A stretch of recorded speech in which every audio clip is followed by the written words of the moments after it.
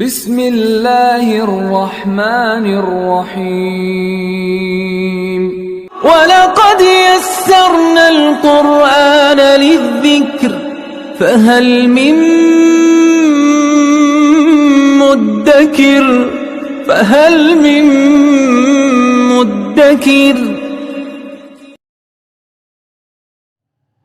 بسم اللہ الرحمن الرحیم۔ آج سورہ بقرہ کی آیت نمبر 49 سے پڑھیں گے۔ اعوذ باللہ من الشیطان الرجیم، بسم اللہ الرحمن الرحیم۔ وَإِذْ نَجَّيْنَاكُمْ مِنْ آلِ فِرْعَوْنَ يَسُومُونَكُمْ سُوءَ الْعَذَابِ يُذَبِّحُونَ أَبْنَاءَكُمْ وَيَسْتَحْيُونَ نِسَاءَكُمْ وَفِي ذَلِكُمْ بَلَاءٌ مِّن رَبِّكُمْ عَظِيمٌ۔ ہم بنی اسرائیل پر ہونے والے اللہ تعالیٰ کے انعامات اور نوازشات کا مطالعہ کر رہے ہیں۔ قرآنی آیات میں ذکر کیا جا رہا ہے کہ اللہ تعالیٰ نے بنی اسرائیل کو کن خاص مہربانیوں سے نوازا اور ان کو عالمین پر فضیلت عطا فرمائی۔ یہاں ایک اور انعام کا ذکر ہے اور وہ فرعون سے اور فرعون کی تکالیف سے نجات کا بیان ہے۔ قرآن مجید کی متعدد آیات سے واضح ہوتا ہے کہ فرعون نے اور فرعون کی قوم نے بنی اسرائیل کو اپنا غلام بنا رکھا تھا اور ان سے طرح طرح کے کام لیتے اور اپنی ضروریات زندگی میں ان کو استعمال کرتے، غلاموں والا ان سے سلوک کیا جاتا۔ اللہ تعالیٰ نے حضرت موسیٰ علیہ السلام کو بھیجا اور اللہ تعالیٰ نے ان کو اس سے نجات عطا فرمائی۔ یہاں اس کا ذکر ہے کہ دیگر تکالیف کے ساتھ اور دیگر مصائب کے ساتھ ایک مصیبت یہ بھی تھی کہ وہ بنی اسرائیل کے بچوں کو ذبح کر دیتا اور بچیوں کو چھوڑ دیتا۔ اس کی وجہ مفسرین یوں بیان کرتے ہیں کہ فرعون نے ایک مرتبہ خواب دیکھا اور اپنے معبرین کے سامنے اس خواب کو بیان کیا، تو معبرین نے اس کی تعبیر یہ بتائی کہ بنی اسرائیل میں ایک بچہ پیدا ہوگا جو تمہاری سلطنت کے خاتمے کی وجہ بنے گا اور تمہارے اقتدار کا سورج غروب ہو جائے گا۔ تو اس نے اپنے اقتدار کو بچانے کے لیے بنی اسرائیل کے لڑکوں کو ذبح کرنے کا حکم دیا کہ جو بھی بچہ پیدا ہو اس کو فوراً قتل کر دیا جائے۔ کچھ عرصہ یہ سلسلہ چلتا رہا، پھر فرعون کو اس کے حواریوں نے بتایا کہ اگر ہم یوں ہی بنی اسرائیل کے بچوں کو ذبح کرتے رہے تو ہماری خدمت کے لیے لوگ کہاں سے دستیاب ہوں گے؟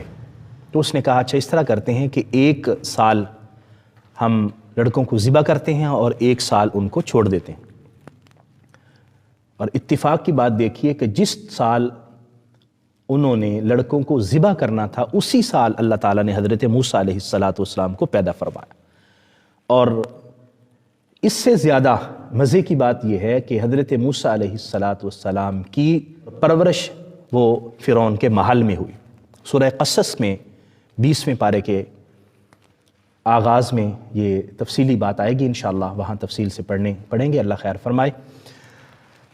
یہاں پر اس کا ذکر کیا جا رہا ہے کہ یہ میرا انعام تھا تم پر اے بنی اسرائیل کہ فرعون تو تمہارے بچوں کو ذبح کر دیتا تھا اور فرعون نے تم پر یوں عذاب مسلط کیے رکھا، لیکن میں نے تمہیں اس سے نجات عطا کی۔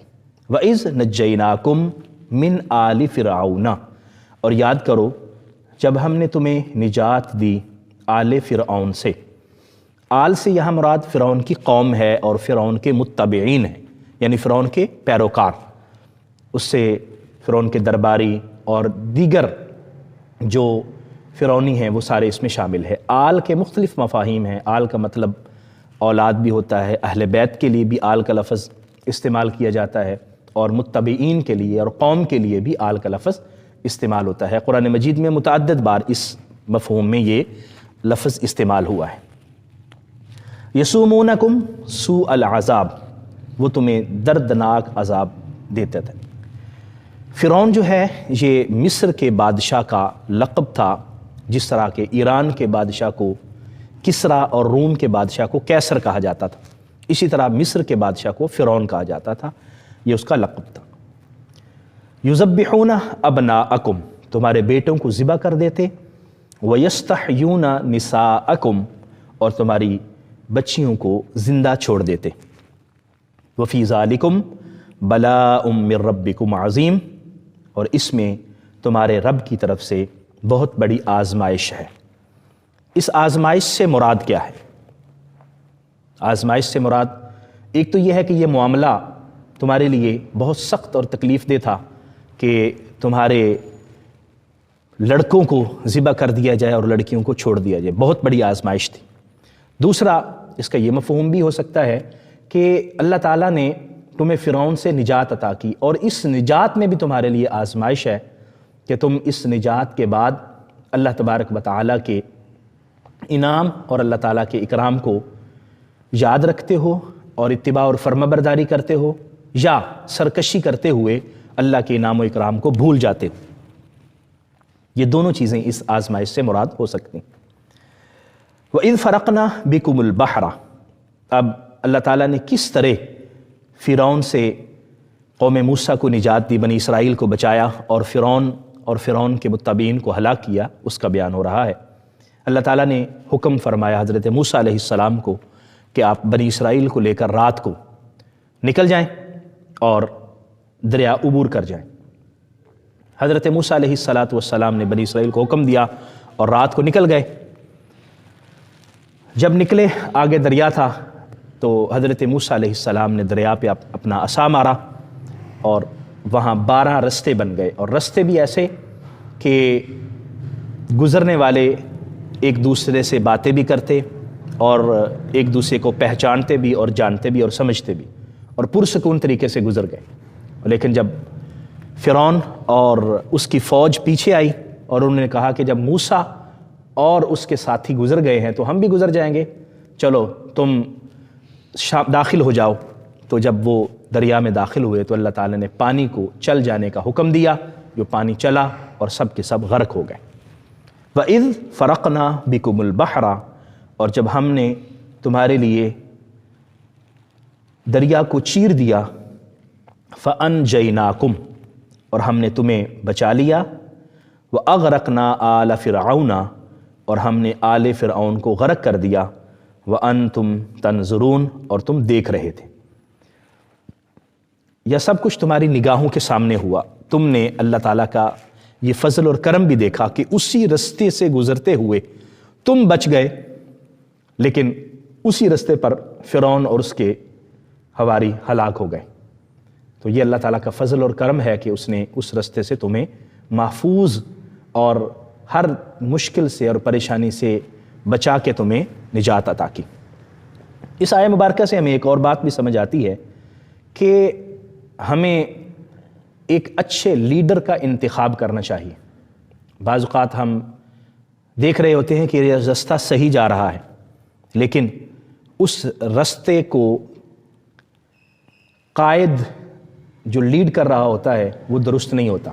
رستہ تو وہی تھا جس پر حضرت موسیٰ اور بنی اسرائیل گئے، فرعون اور اس کے حواری بھی اسی رستے پر جا رہے تھے، لیکن چونکہ بنی اسرائیل کے لیڈر حضرت موسیٰ علیہ السلام تھے، اس لیے وہ بچ گئے، اور فرعون اور اس کے حواری قیادت کے درست نہ ہونے کی وجہ سے ہلاک ہو گئے، کیونکہ وہ اللہ تعالیٰ کی نافرمانی میں مبتلا تھے، اللہ تبارک و تعالیٰ کے دشمن بنے ہوئے تھے اور شیطان کے ساتھ ملے ہوئے تھے۔